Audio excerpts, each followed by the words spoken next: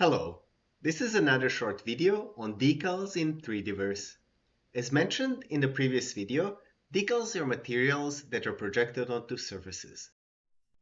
The decal projection direction is along the decal's local y-axis, which, if the entity is not rotated, corresponds to the global y-axis. Decal projection over here is smudged. That is because decal projection direction and the surface it is projecting on are parallel. We could visualize this as taking a material from its origin and dragging it along the decal's direction, leaving along traces of exactly the same pixel from the material. We can go around this in a couple of ways. First way would be to make the decal projection volume narrow, so it doesn't drag along an axis. So the second way would be to rotate the decal projection ever so slightly so that the projection direction and the surface no longer align.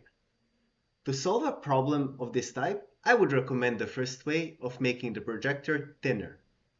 Rotating decal projections can be useful for other effects.